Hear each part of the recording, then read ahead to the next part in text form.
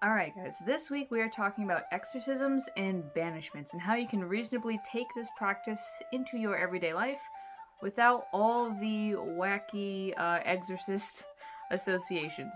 So exorcism is probably one of the most popular forms of Abrahamic magic, both in Jewish magic and in Christian magic. Again, as I said, right, the exorcist, especially in Christian magic, the Catholics have a complete monopoly on this concept. We have so many Hollywood horror movies of Catholic priests coming in with the collar and the book and the holy water and just absolutely wrestling these demons. But the reason this was such an important form of magic is because back in the day, it was actually thought that illness was caused by evil spirits. So when you look in the Gospels and you see these demoniacs who are blind, who are mute, there's a child who the demon seizes him and he starts foaming at the mouth. These are likely referring to just normal, medical conditions, right? Blindness, or being deaf, or seizures and epilepsy, right? What we can now recognize as medical conditions, they really thought were the cause of demons. And so healing and exorcism kind of went hand in hand. And another thing that's very interesting, and in my conversations with people of many different practices and traditions, is that exorcism can absolutely also hold something of a quality of purification and cleansing, right? So regardless of whether it's in a pagan tradition or a Christian tradition, the idea that you are exorcising something, whether off yourself or out of your space, can also be a way to cleanse yourself and cleanse your space. And so yes, in essence, exorcism and banishment are a form of healing. And you can kind of use this to not just, banish people you don't like out of your life or something, or banish, things you don't want out of a situation. You can really just use it to banish things that are causing you harm, things that are causing you kind of like a spiritual illness, right? As always, mundane before magic. If you think your depression is caused by a demon, please pause, reflect, and go see a therapist first. But if all is said and done, and you really just feel like there's some kind of ick on you, exorcism and banishment's a great way to do that. But some basic stats for exorcisms and banishments from a more modern witchcraft and maybe new agey perspective is that Saturdays are the best days for workings like this.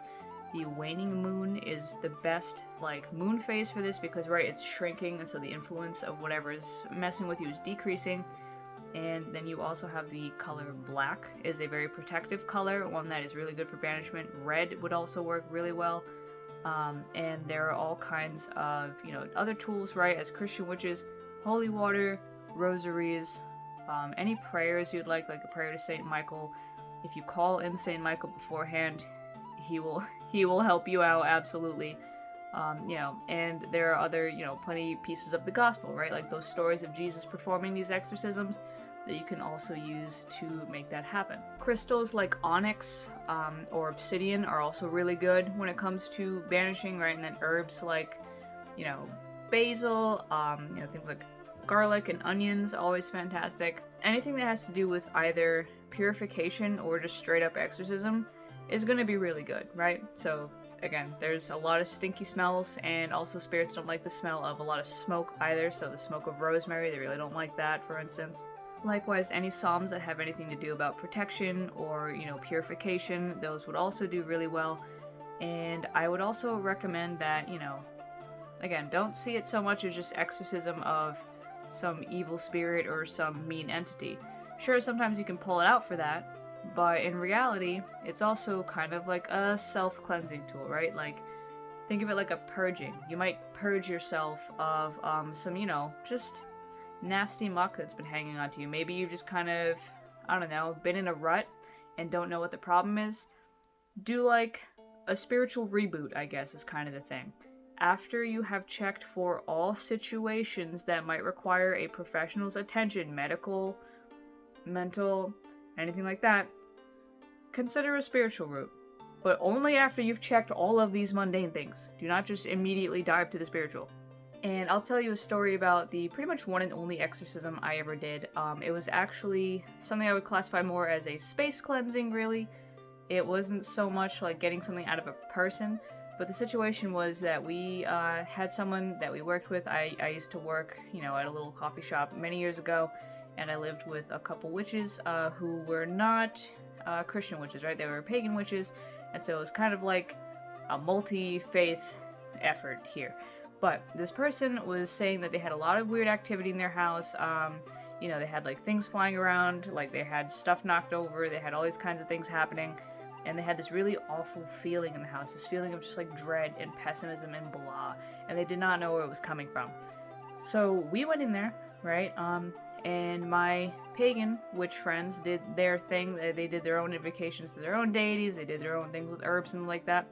I brought my own stuff in there, you know, and I offered some things like in my, you know, little bottle of baby teeth I have. I got my own teeth, and I have the teeth of my first dog, right? Her baby teeth. So, you know, an incense of things like dog's teeth and other like stinky, really banishing ingredients. These were what we used to kind of cleanse the space.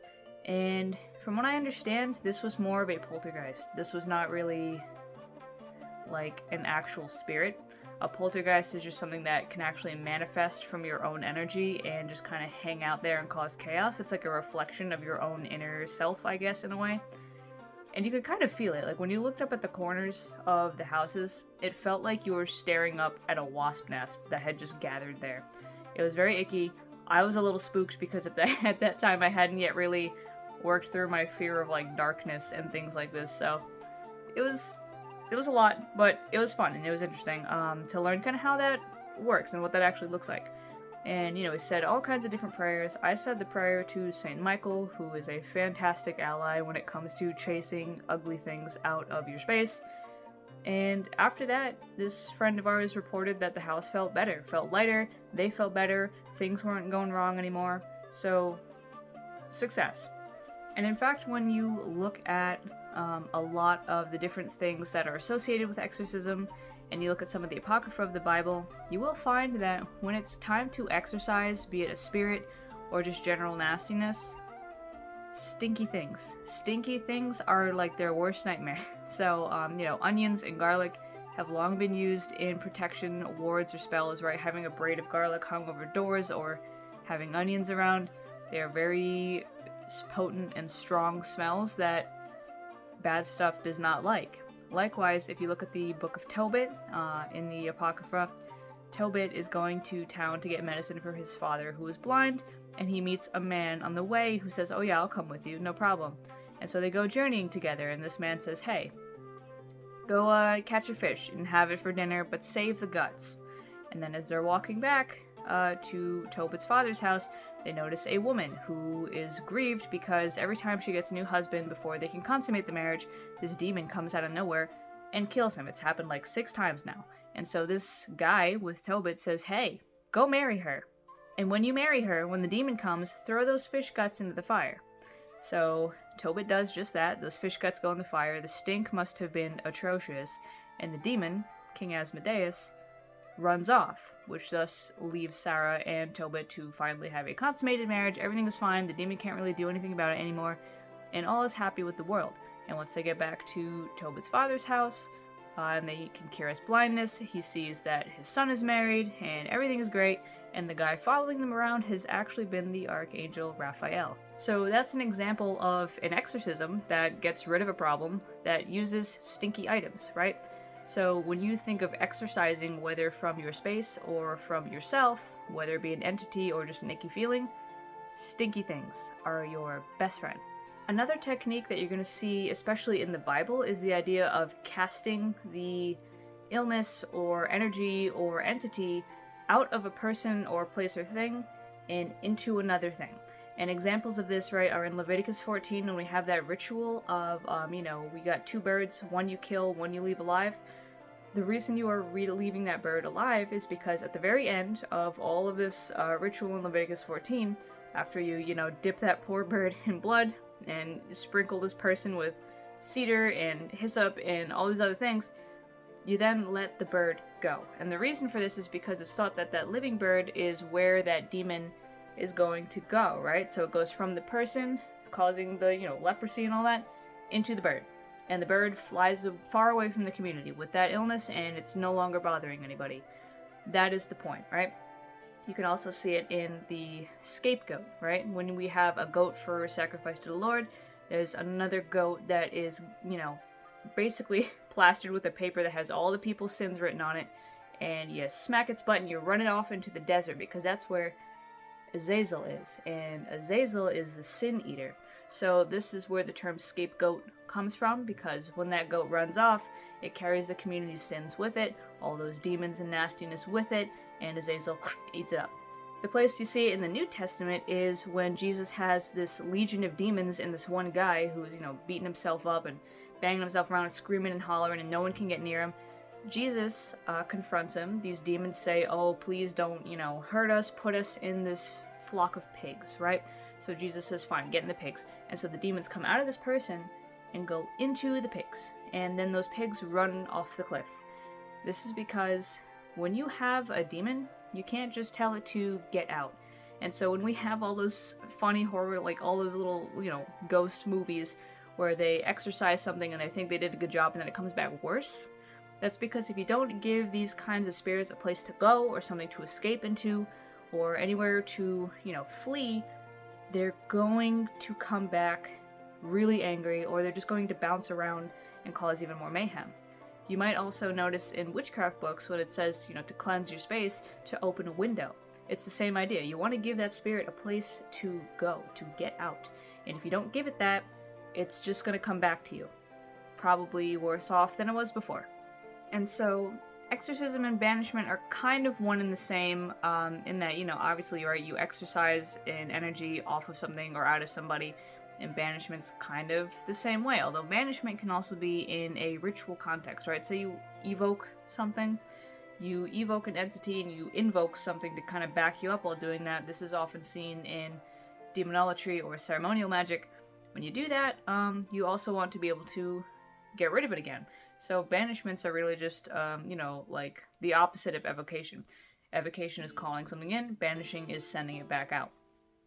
It doesn't have to be as hardcore of a thing as exorcism.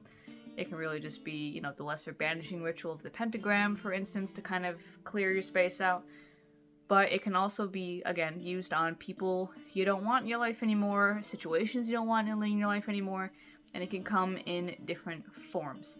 So, one of the most common forms of banishment is a cord cutting spell, in which you have two candles, right? One that represents you, one that represents the other person or situation. You have string between them, and as the flame burns, it burns up the string, and it dissolves that connection between you and that person. It banishes their influence from your life, and, you throw in some garlic and some onions, and some asafoetida, some other stinky things, and you can just kind of banish them away, right? Just cast them out. Think of like Yu-Gi-Oh, right? Getting banished to the Shadow Realm. Kind of a similar idea. By self-cleansing a little bit and just kind of spiritually rebooting, right? You can kind of maybe clear some blockages or some frames of mind that have kind of gotten in your way. So when you do that, right, makes it a little bit easier to see things in a new perspective, to get out of your own way a little bit, right? And to just kind of keep things flowing again. It can open your eyes to opportunities again that you didn't see before. It can, lift you up a little bit, especially when you do it with that meditative, purifying idea in mind. And while there's no real one way to put any of these elements together, we were talking about jar spells, right? So I would think that maybe you could make something of a witch bottle, right? Where you kind of make a little container to trap whatever energy in, and then there you go. That's where the energy went. It went from wherever it was in your house in a jar, and you could seal that jar, and you can, throw it away, you can hide it somewhere, you can do something with it, right? And that way, it won't bother you so much, and you don't have to send it into another living thing. You don't have to send 2,000 pigs off a cliff.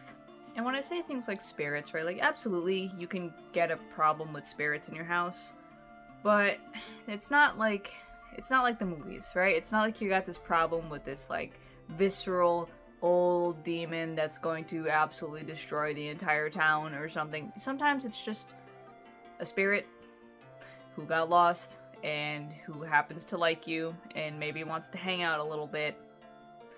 Whatever it is, generally you might not even have to go through all these steps if you can grasp onto them and contact them enough and just say, hey, has been great, but please leave. Sometimes that's all it takes. Sometimes that alone is a banishment, right? Sometimes that alone is an exorcism of a space. Just saying, hey, you're kind of freaking me out. Please leave.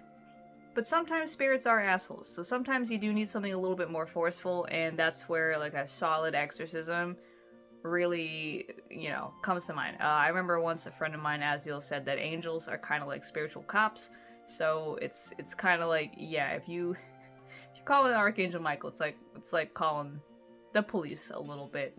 So, these are just the general ideas of exorcism, right? They appear in many different religions, not just Judaism and Christianity, but they do very much have a special place there for us as Christian witches, right? It's kind of like the top of Abrahamic magic. And when we look to the Gospels and we look to these other stories of exorcism and how these prophets and how Jesus actually accomplished these things, you see that it's really not nearly so complicated as people think. You can involve a bunch of tools if you want, but one thing I've been learning about magic, especially by reading the Gospels again, is that some of the strongest magic is by just speaking it into being. Doesn't need a single tool, right? Jesus never has all these things going on. Maybe he mixes spit and mud to put it on the blind man's eyes, and that's great. But for the most part, when he says, for these demons to get out, he's just telling them to get out. Like, he's just very firmly saying, go and be gone and get into that thing and get out of here. Same thing with, other prophets and or other miracle workers, right? Like, there wasn't necessarily a big to-do about it. They just went and did it. And you could use tools, though, if using the tools helps you focus on what you're doing more and helps you really viscerally imagine what's going on more, and you want to pull on some of the influence of those materials, by all means do so. But remember that at the end of the day, the power is coming from God, and you are channeling it through the power that he gave you. So, with all that said, I hope this, gives you just like some basic stats and some inspiration on how you can do some exorcisms. I will, in the description below, write my personal way I would go about doing an exorcism, and a banishment. And otherwise, I hope that this is helpful for you. So, I'll see you guys next week to talk about Easter and Ostara. See ya!